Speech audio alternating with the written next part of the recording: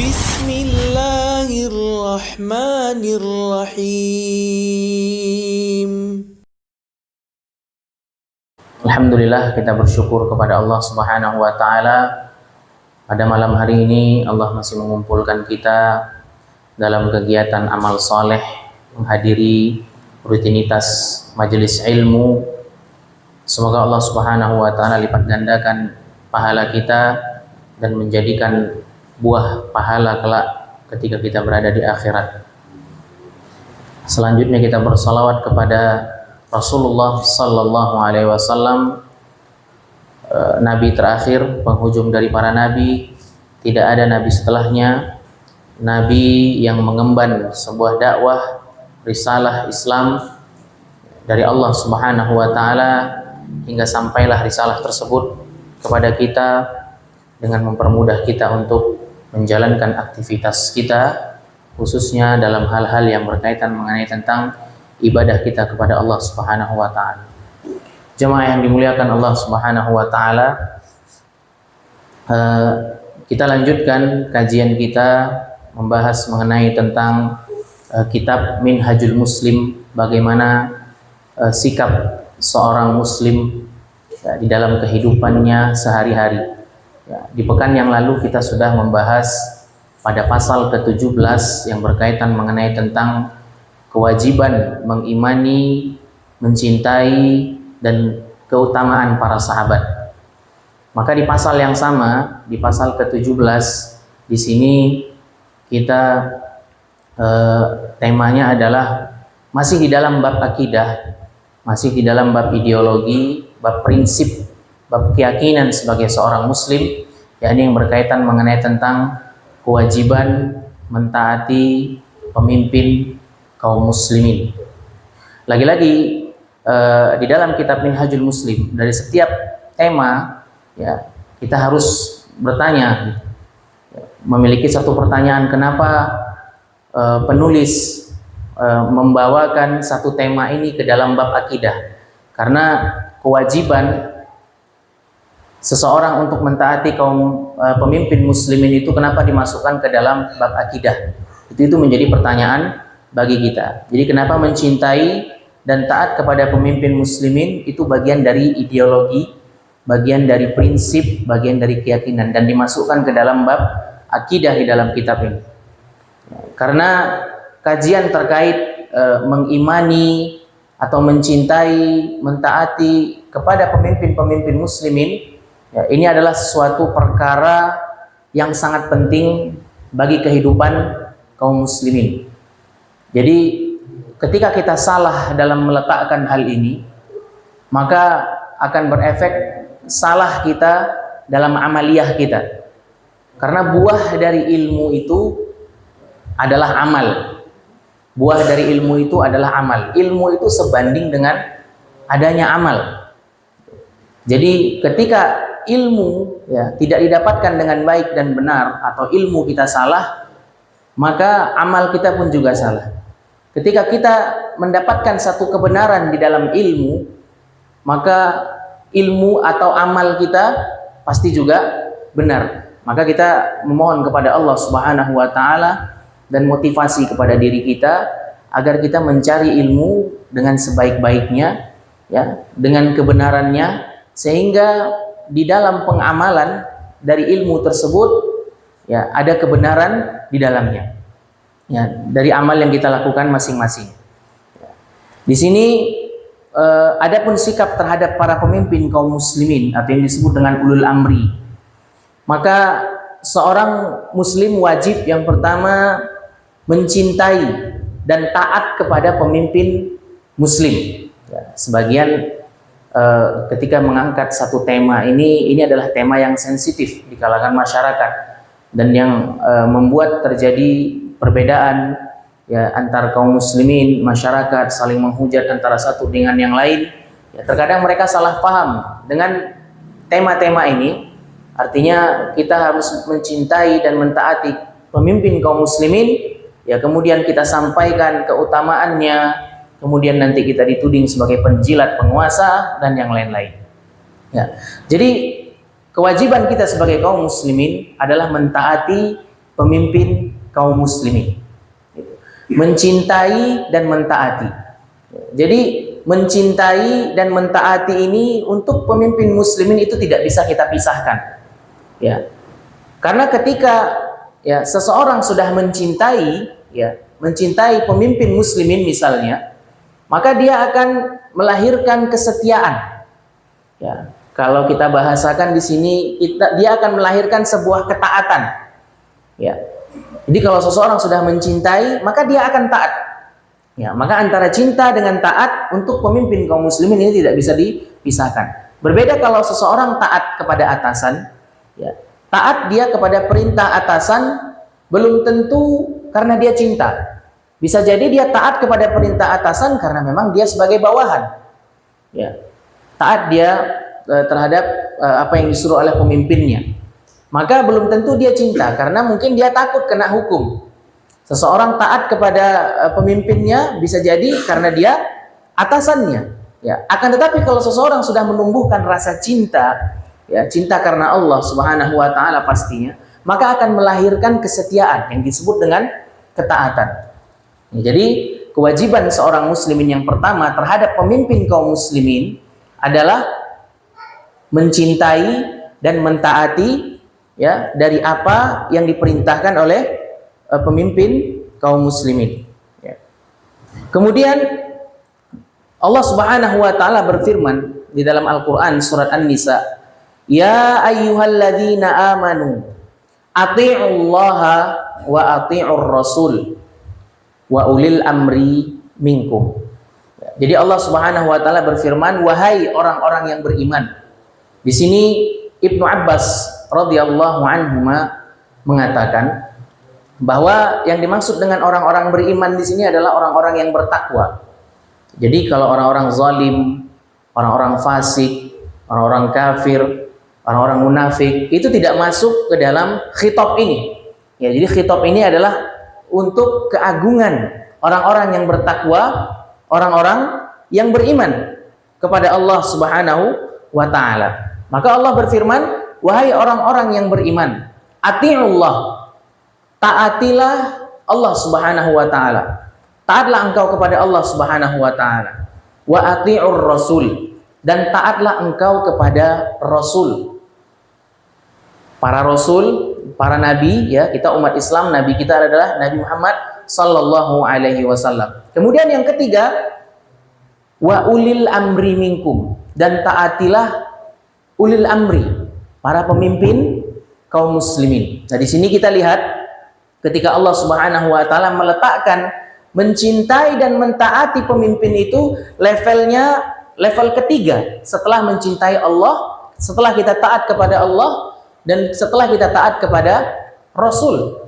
Ya. Mengapa demikian? Kenapa Allah Subhanahu wa taala tidak mengatakan taatilah orang yang paling kamu cintai di dunia ini setelah Allah dan Rasulnya?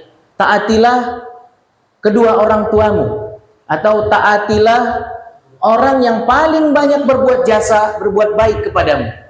Tapi kenapa Allah Subhanahu wa taala menyebutkan taatilah Allah, taatilah Rasulullah, kemudian taatilah pemimpin kaum muslimin? Kenapa? Karena ada maslahat yang besar di situ.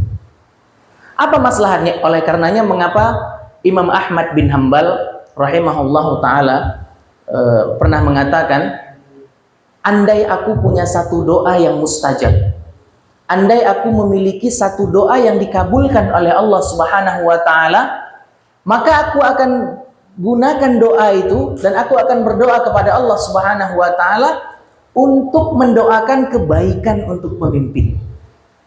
Kalau kita berdoa untuk diri kita sendiri, maka kita akan dapatkan kebaikan untuk kita sendiri. Kalau kita doakan kebaikan untuk seseorang kita doakan kebaikan, semoga dia mendapatkan kebaikan. Paling kebaikan itu hanya untuk mendapatkan dia.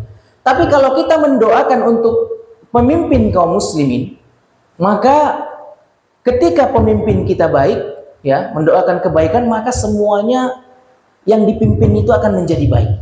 Ya, kebijakan-kebijakannya baik, ya. Kemudian aturan-aturan yang mengarah kepada kaum muslimin, dan dia perhatian terhadap Islam. Maka itu yang dikatakan Imam Ahmad bin Hanbal, sehingga dia menekankan bahwa kita harus mendoakan pemimpin dengan kebaikan. Karena apa? Karena baik buruknya pemimpin itu tergantung kita, masyarakatnya.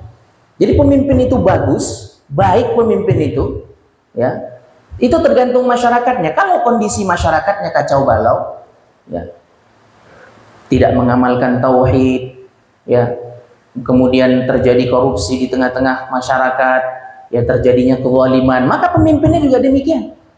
Ya, tapi kalau masyarakatnya kaum muslimin itu bagus, baik, ya, taat semua, maka pemimpinnya akan baik.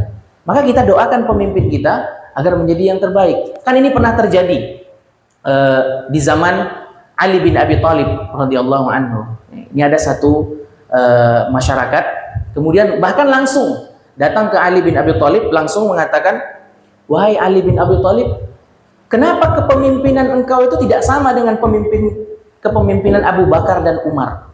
Ya, mungkin ada pergeseran, ya, pergeseran antara kebijakannya, ya, antara keadilannya, antara ketegasannya dan yang lain-lain.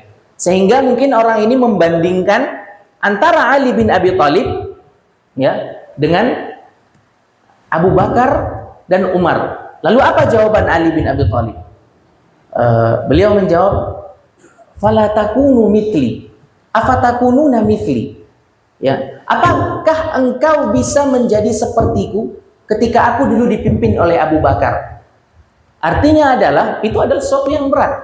Ya, Abu Bakar, Umar sukses dalam memimpin kaum muslimin karena masyarakatnya seperti Ali bin Abi Thalib, seperti Utsman bin Affan, bagus-bagus semua. Ya, taat-taat kepada para pemimpinnya. Seperti itu. Jadi berat sebenarnya. Ya, kalau kita katakan kita salahkan Ali bin Abi Thalib, ada seorang yang mengatakan beliau tidak tegas, kebijakannya kurang, atau mungkin tidak adanya keadilan di dalamnya, seperti itu. Maka kata Ali bin Abi Thalib, ya kau harus jadi aku dulu. Bagaimana ketika aku dipimpin oleh Abu Bakar? Bagaimana kami dulu ketika dipimpin Umar bin Khattab? Ya. Tapi kalau misalnya aku sekarang memimpin, modelnya seperti Anda, ya, seperti kita yang suka memberontak, yang terjadi kacau balau di masyarakat, pencurian, kezaliman dan yang lain-lain, ya, masih korupsi, berontak dan yang lain-lain. Ya, maka bagaimana pemimpin ini kualitasnya bisa tumbuh dari, ya, masyarakat itu sendiri. Nah, seperti itu. Ya, ini kan kadang begitu juga dengan kalau kita melihat di negara kita, ya, negara Indonesia, ya, itu akan keluar tuh ucapan dari masyarakat, ya, dari sebagian kalangan, ya, mulai dari presiden kita mungkin ada Bung Karno, ya, ada Pak Harto, ada Habibie, kemudian ada Gus Dur, ada Megawati, ada Susilo Bambang Yudhoyono, ada kemudian Pak Jokowi. Ya, kemudian nanti ada sebagian kalangan yang mengatakan sungguhnya zaman Pak SBY lebih baik daripada zaman Pak Jokowi. Kemudian nanti ada lagi yang mengatakan sesungguhnya zaman Bu Mega lebih baik daripada SBY. Ada yang mengatakan zaman Gus Dur lebih baik daripada ini, zaman Pak Harto lebih baik zaman ini, sampai ke Bung Karno. Artinya apa? Ala kulli hal, siapapun pemimpin kita di Indonesia, dimanapun kita bertempat, ya, maka wajib kita ati'ullah wa ati'ur rasul wa ulil amri minkum. Kita taat kepadanya. Ya. Karena manusia itu sesungguhnya tidak akan pernah ada puas, ya. Manusia itu tidak akan pernah ada kepuasan.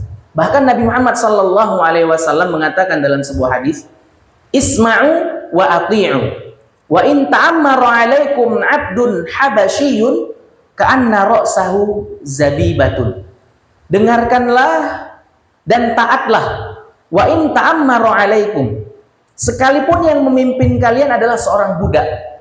Seorang budak sahaya hitam, ya, dari Habasyi. Habasyi ini adalah satu negara yang kalau kita katakan dia adalah konotasinya masuk kepada yang negatif, ya, termiskin, ya, pokoknya negatif semua, adalah Ethiopia, ya, tempat pertama kali Rasulullah SAW hijrah. Jadi para sahabat itu ketika tidak mendapatkan perlindungan di kota Makkah, maka yang pertama kali hijrah, ya, bukan mereka hijrah ke kota Madinah, tapi ke negeri Habasyah, disambut dengan Raja Najasyi. Nah, itu disebut dengan budak dari Habasyi. Bahkan Nabi Muhammad mengatakan, taatilah dan dengarlah meskipun kalian dipimpin oleh seorang budak. Bukan hal yang mustahil bagi Allah tiba-tiba seorang budak dia bisa jadi pemimpin. Gitu. Jadi kan disebutkan ka'anna ra'sahu zabibatun. Itu rambutnya seperti buah kismis, ya, buah kismisnya keribo. Ya, artinya satu kasta yang paling rendah dari budak itu adalah dan Allah Subhanahu wa taala tidak menyukai atau Rasulullah tidak menyukai itu budak yang rambutnya keribo. Bahkan ini dia tidak mendapatkan syafaat. Tidak mendapatkan syafaat. Kenapa? Karena dia budak. Udah gitu keribo lagi rambutnya. Itu pun kata Rasulullah, jika dia memimpin naik tahtanya jadi pimpinan, artinya memimpin kaum muslimin, isma'u wa ati'u. Dan kita harus taat kepada pemimpin. Taat dalam artian dari segala kebijakannya yang memerintahkan kepada kebaikan. Ya, tidak taat untuk kemaksiatan. Nanti akan kita jelaskan. Ya, disitulah maka Rasulullah SAW menyebutkan juga dalam hadis yang lain, man ata'ani faqad Allah.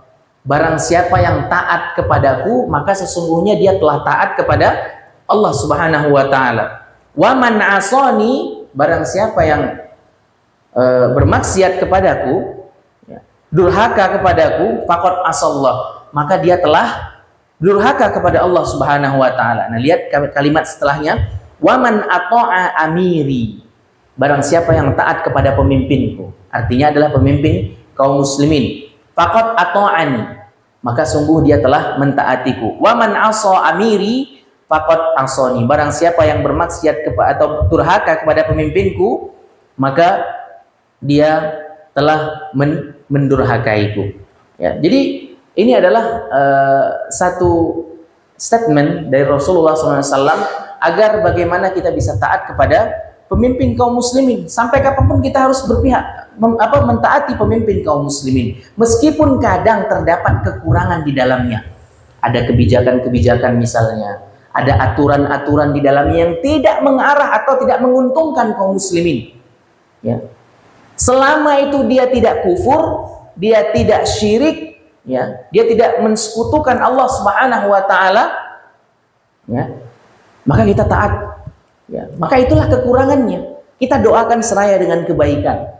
Ya, ya selama ini kan apa? Kalau kita lihat bagaimana seseorang di dalam hidup bernegara. Ya, memang kita hidup di negara demokrasi dan demonstrasi itu adalah fasilitas di dalam negara. Ya, cuman kalau orang-orang yang beriman, ya biasanya ini semangat luar biasa ketika kita jadi mahasiswa.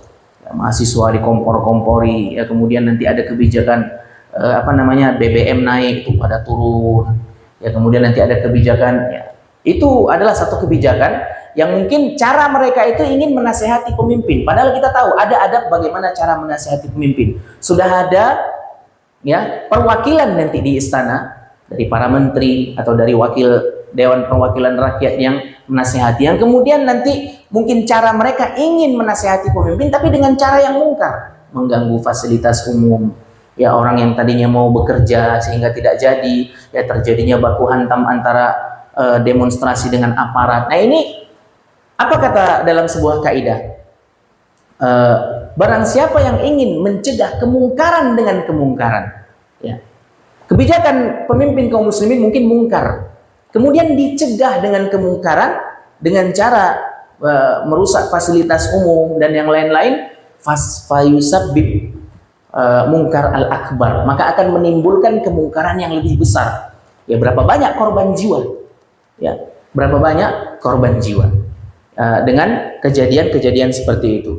Maka apapun bentuknya dari kita sebenarnya bersabar saja. Ya, nanti kita akan sebutkan bahwa salah satu di antara bentuk keimanan seseorang adalah bahwa jika ada kita mendapati kebijakan-kebijakan dari pemimpin kaum muslimin yang tidak mengarah, tidak menguntungkan, ya, yang mungkin sama sekali tidak ada berpihak kepada kaum muslimin, ya, maka di sini kita harus bersabar selama dia tidak memerintahkan kepada kita perbuatan maksiat. Makanya ada di salah satu pembahasan. Jadi Imam Ahmad ini punya kitab namanya Ushulus Sunnah, dasar pokok sunnah. Kitab yang disebutkan bahwa Imam Ahmad ini bagaimana dulu di zaman beliau itu fitnah luar biasa. Terdapat satu pemimpin yang luar biasa zalimnya. Nah, makanya Imam Ahmad menyusun satu kitab namanya Ushulus Sunnah, di antara salah satu judulnya adalah taat kepada pemimpin. Ya, beliau mengajak jamaahnya untuk tidak berontak kepada pemimpinnya, melainkan untuk mentaati. Nah, sebagian ulama mengatakan bahwa Imam Ahmad bin Hanbal rahimahullah taala ini adalah tiang agama yang kedua. Tiang agama yang kedua setelah Abu Bakar As-Siddiq radhiyallahu anhu. Lihat, Abu Bakar As-Siddiq radhiyallahu anhu ketika Rasulullah sallallahu alaihi wasallam wafat, meninggal, kan kita tahu bahwa Rasulullah sallallahu alaihi wasallam ini adalah figur yang disenangi, yang dihormati, ya, figur yang disukai oleh para masyarakat penduduk kota Makkah saat itu, orang-orang yang beriman. Ya. Ketika Rasulullah sallallahu alaihi wasallam meninggal, ya, maka orang-orang saat itu, ya udah, figur yang menjadi contoh, orang yang ada yang selama ini aku jadikan contoh, yang selama ini aku senangi, ya, itu sudah meninggal. Ya, untuk apa lagi kami berislam? Sehingga rata-rata kaum muslimin setelah kepemimpinan, setelah Rasulullah SAW wafat, itu pada keluar murtad. Nah, disebut dengan Yaumur Riddah, hari kemurtadan massal. Nah, pada saat itu Abu Bakar radhiyallahu anhu, subhanallah, mengambil satu keputusan, mengambil satu kebijakan yang luar biasa. Ya. Padahal posisinya pada saat itu memang Islam lagi jaya-jayanya. Islam masih berada di atas angin, kekuatannya yang super luar biasa. Ya, cuman ada beberapa kaum muslimin yang keluar dari Islam karena Rasulullah SAW wafat, meninggal. Gitu. Maka kebijakan Abu Bakar ini adalah bagaimana aku bisa memerangi dan membunuh orang-orang yang murtad. Ya. Membunuh orang-orang yang murtad. Nah, orang-orang yang murtad itu bukan dari kalangan kaum muslimin yang kokoh, bukan. Ya, orang-orang yang keluar dari agama Islam pasca kematian Nabi Muhammad SAW itu adalah mereka yang baru masuk Islam.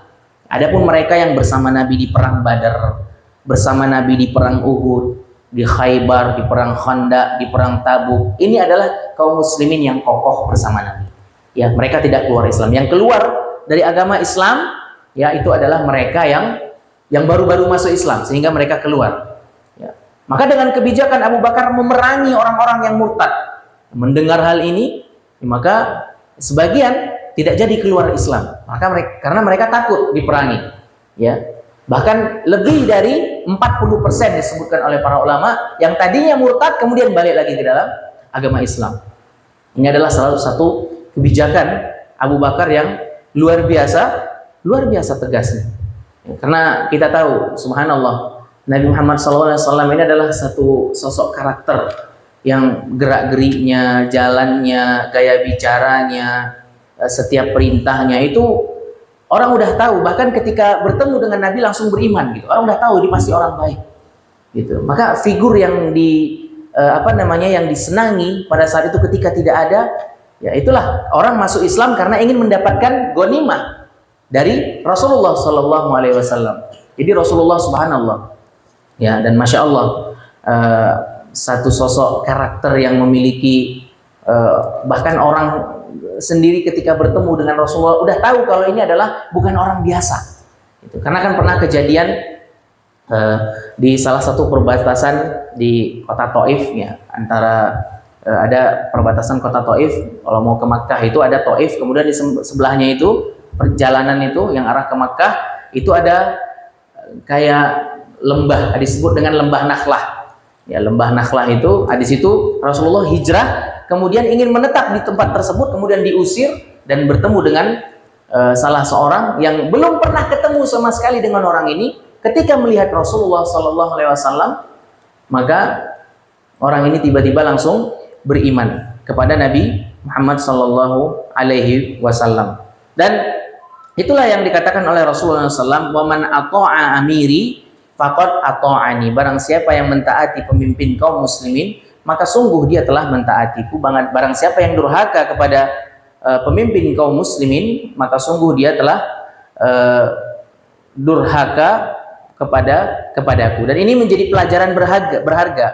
Kemudian yang menjadi orang-orang zaman sekarang menjadi pelajaran berharga bagi kita, yang kebanyakan dari kita dengan entengnya, ya, untuk ghibah. Artinya kita menjelekkan dengan lisan kita, dengan tulisan kita di Facebook atau di mana kita membongkar aib buruknya kepemimpinan zaman sekarang, ya kita bongkar-bongkar, bahkan sampai sekarang ijazah Jokowi dan segala macam, ya itu dibongkar terus, dikorek-korek segala macam. Bukannya malah mendoakan, tapi menghujat, ya didoakan keburukan malah. Maka ini kita dengar ya musim-musim pilpres, ya ini sebenarnya sebaiknya kita nggak usah terlalu sibuk dengan hal-hal yang seperti ini. Ya akan terjadi dua kubu, ya maka kita sangat diutamakan ketika kita tidak terlalu mencampuri dalam hal-hal yang seperti ini, karena itu tidak akan ada habisnya, akan terpecah menjadi dua kubu. Yang satu nanti kubunya dilabeli dengan subhanallah dengan kalimat-kalimat yang tidak pantas, ya ada kalimat-kalimat binatang, kelelawar dan yang lain-lain. Nah ini yang tidak ada habisnya, dan ini tidak dibenarkan di dalam agama kita, agama Islam. Jadi salah satu di antara tugas kita adalah mendoakan pemimpin kita. Kemudian Allah Subhanahu wa taala berfirman dalam Al-Qur'an, "Wala ya'sinaka fi ma'ruf." Dan ia sekali-kali tidak mendurhakaimu di dalam hal yang ma'ruf, ya. Jadi para pemimpin itu selama dia kebijakannya ya tidak bertentangan dengan syariat, artinya dia tidak menyuruh kita untuk perbuatan maksiat, melakukan perbuatan maksiat atau memberatkan agama Islam, maka kita wajib taat kepadanya. Akan tetapi kalau kebijakannya atau statementnya mengajak kita untuk melakukan perbuatan maksiat, maka kita tidak boleh mentaatinya. Karena Nabi Muhammad SAW menyebutkan, la ta'ata li makhluqin fi maksiatil khaliq. Ya, tidak ada ketaatan kepada makhluk, ya, yang dia mengajak bermaksiat kepada Allah Subhanahu wa taala. Jadi Indonesia ini, negara yang tempat kita berpijak ini adalah negara, meskipun tidak dikatakan sebagian ini adalah negara Islam karena terdapat berbagai macam agama di dalam ini, ada Konghucu, Buddha, Kristen, Yahudi, Islam. Ya, tapi pemimpin kita selama dia beragama Islam, selama dia muslim, maka dia muslim, dan dia pemerintahan kita ini adalah pemerintahan muslim, ya kita taat, ya dengan segala kekurangannya, ya dengan segala kekurangannya. Jangan kemudian kita membangkang, jangan kemudian kita subhanallah ya tindakan-tindakan yang di luar akal manusia, yang kemudian mengkritik habis-habisan. Ya sekarang kita terdapat di medsos ini, ya medsos subhanallah, ya lisan kita tajam mengkritik, membongkar aib penguasa. Jangankan penguasa, ya aib sesama kaum muslimin saja kita tutupi. Kalau dia punya aib, nggak usah kita sebar-sebarkan. Ya, ini bagaimana kita membongkar aib, ya aib pemimpin-pemimpin kita. Ya, sebagian mungkin ada yang mengatakan, oh Jokowi itu kafir, itu presiden kita itu kafir, oh good itu. Ya, dia tidak berlandaskan Al-Quran dan Sunnah. Siapa yang mengatakan kafir dengan gampangnya mengatakan kofar, kafir, dikit-dikit kafir, dikit-dikit kafir. Selagi dia sholat, la ilaha illallah, tiada ilah yang berhak disembah dengan baik dan benar, maka dia muslim. Ya, lagian pemerintah kita, pemerintah di Indonesia adalah pemerintah muslim, semuanya diatur oleh pemerintah. Semuanya diatur, bahkan rukun Islam kita pun diatur oleh pemerintah. Mulai dari bersyahadat, ya, bagaimana ketika orang masuk ke dalam agama Islam dituntun, diarahkan. Ada nggak yang melarang kira-kira? Oh nggak boleh masuk Islam, harus jauh-jauh di hutan sana. Bahkan di masjid difasilitasi, di mana tempat masuk Islam boleh perubahan KTP yang tadinya non muslim atau Kristen dirubah menjadi muslim, kan diatur dalam negara kita. Kemudian juga sholat, diatur nggak kira-kira jadwal sholat mulai dari subuh sampai isya, ya diatur, dibuat jam-jam di dinding-dinding, diatur bagaimana perubahan jadwal, diatur sama pemerintah.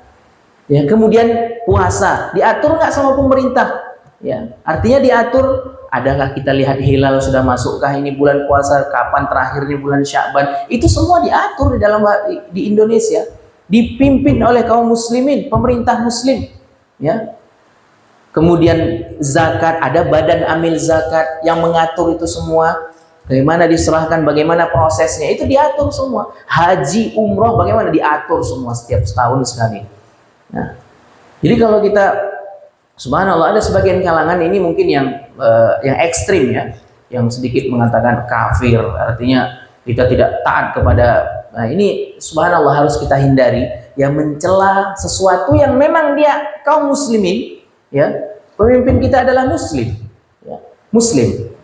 Ya, tetapi dia tidak berlandaskan kepada Al-Quran dan Sunnah, tapi dia berlandaskan kepada undang-undang. Iya, itu kekurangannya. Lantas kita terus menghujat, kita tidak mendoakannya, ya, bagaimana akan terjadi kebaikan.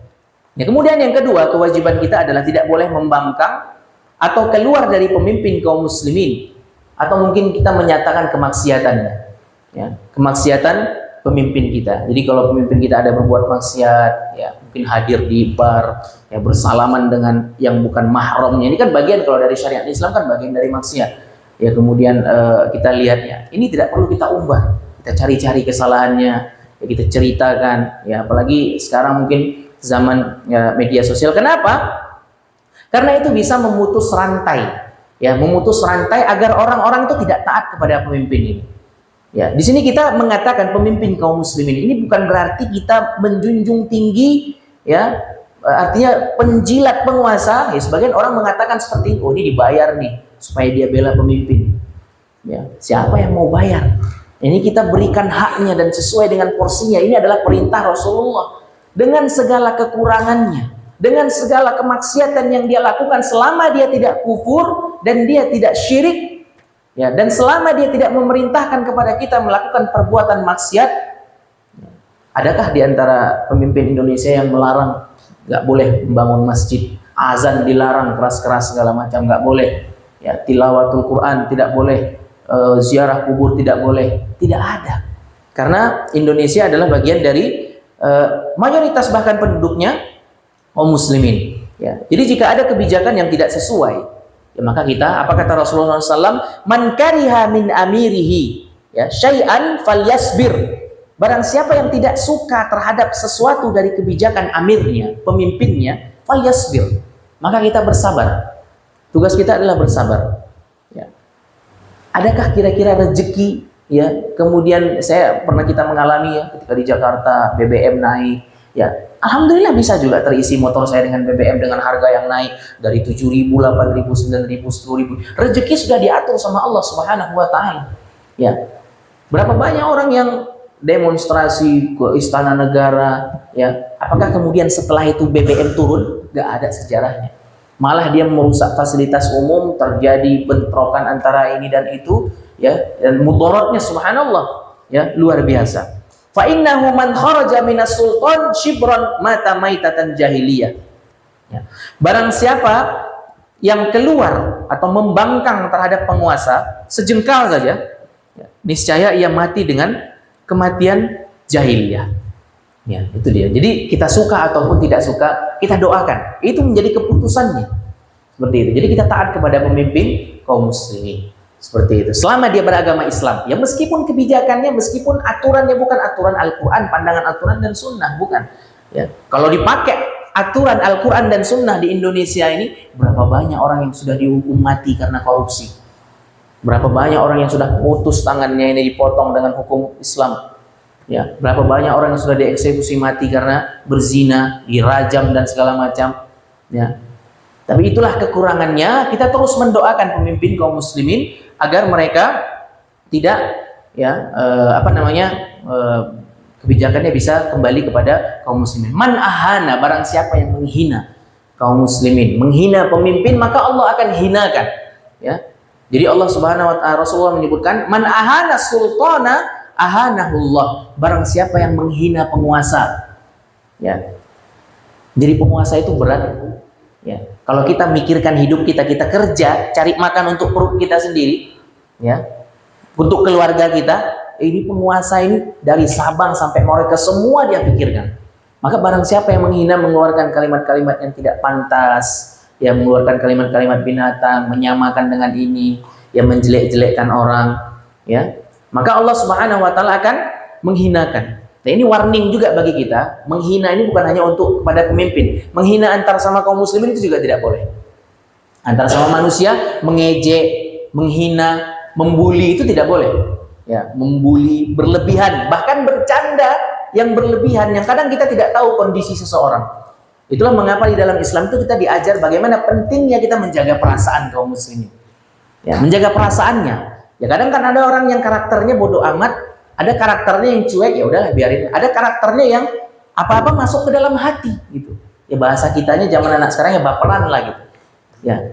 Niat kita bercanda, kondisi hatinya nggak sesuai. Ya udah ngambek. Ada orang datang ke masjid. Tumben nih ke masjid. Padahal kondisi dari rumahnya habis bertengkar dari istrinya. Suruh istrinya ke masjid, bang, ke masjid. Oh iya, ke masjid kali ini. Sampai di masjid, tumben nih ke masjid nih. Selama ini ngapain aja? Ini besok nggak datang lagi dia ke masjid. Itu di dalam agama Islam diajarkan kita bagaimana menjaga perasaan kaum muslimin. Dilarang kita mengejek. Ya bercanda sih boleh. Ya kadang kita harus tahu kondisi hati seseorang. Gitu kan. Ada hatinya dia lagi tenang, lagi bahagia. Ya nggak sama kan kondisi kita ingin mencandai dia seperti itu. Jadi warning juga buat kita. Tidak hanya kepada pemimpin kita tidak menghinanya di medsos, kita membicarakannya. Kita doakan. Ya pernah nggak kita mendoakan kepada pemimpin kaum muslimin? Pernah nggak dalam hati kita, dalam doa kita, dalam sholat tahajud kita, ya Allah berikanlah kebijakan-kebijakan presidenku mengarah kepada Islam, kuatkanlah hati mereka, jadikanlah mereka ya, seseorang yang subhanallah benar-benar yang ingin menjalankan perintah Allah Subhanahu wa taala dan Rasulnya. Dan ini di antara salah satu kewajiban kita, ya lagi-lagi kadang kita tidak berpikir bahwa pemimpin itu pekerjaannya ringan. Ya, ringan sekali gitu. Tidak ringan, susah luar biasa. Ya karena kita kan nggak tahu, belum pernah merasakan, ya, belum pernah merasakan jadi kepala negara, jadi raja, menjadi khalifah. Dan kita saling mendoakan, ya mendoakan kebaikan untuk pemimpin kita, ya agar mereka mendapatkan hal-hal yang terbaik. Ya belajar saja. Nih misalnya jadi santri nih, kita belajar jadi santri ikut pengajian. Ya, itu subhanallah, itu capeknya luar biasa. Kenapa?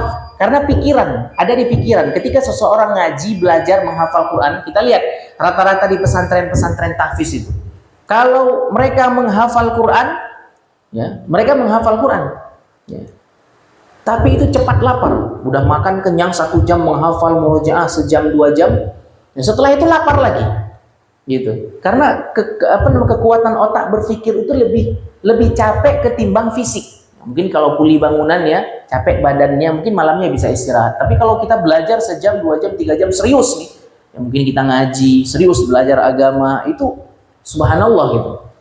Bagaimana ketika seseorang yang mungkin digabungkan antara pikiran dengan tenaganya, bagaimana capeknya luar biasa. Hadis itu kemudian kita tidak berbanding terbalik dengan apa yang memimpin kita kepada pemimpin kita, bagaimana sikap kita, ya sikap kita. Kemudian kita menghujatnya, jangan, ya.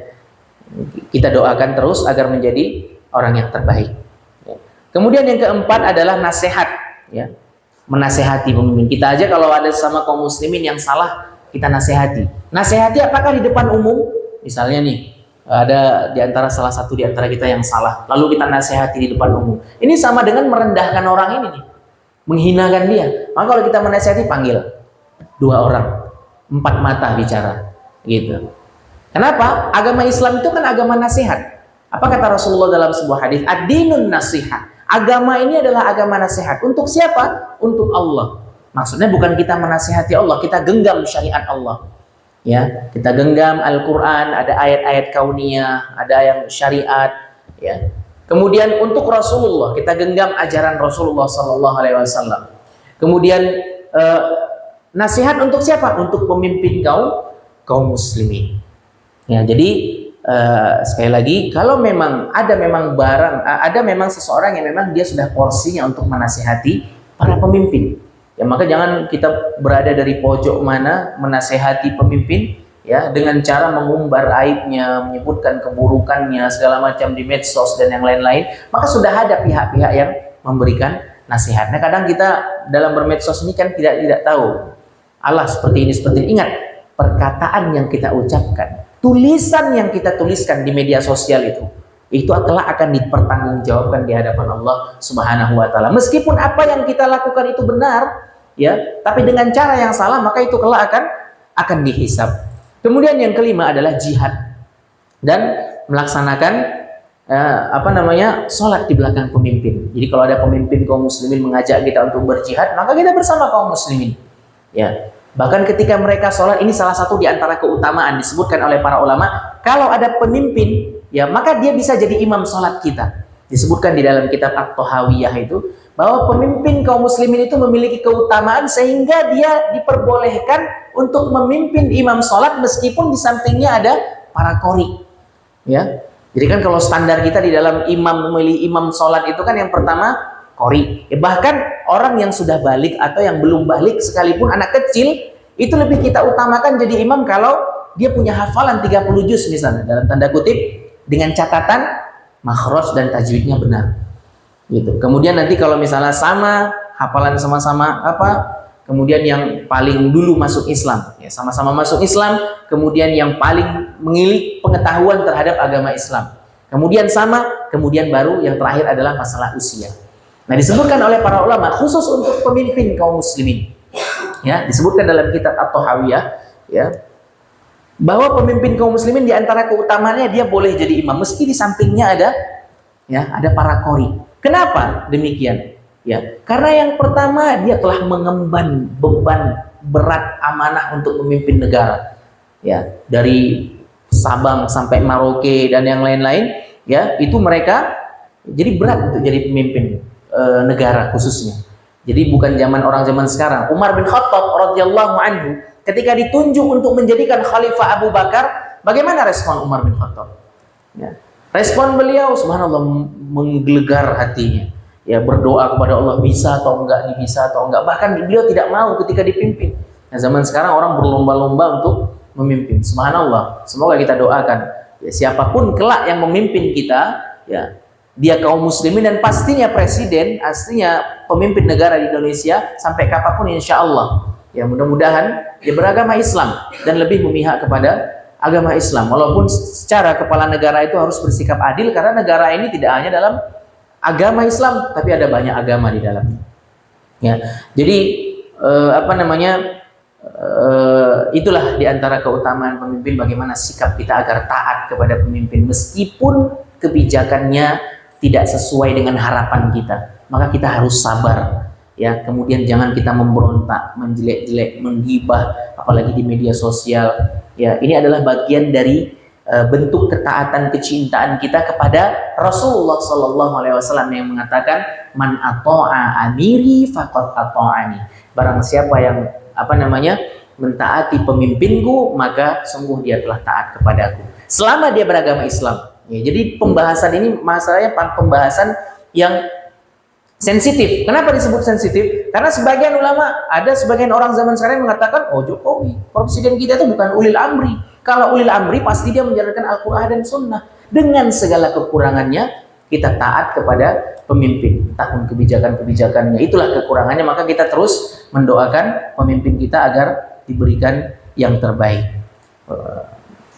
Wallahu ta'ala a'lamu bishawab. Kita cukupkan sampai di sini. Subhanakallahumma wa bihamdika asyhadu an la ilaha illa anta astaghfiruka wa atubu ilaik. Assalamualaikum warahmatullahi wabarakatuh.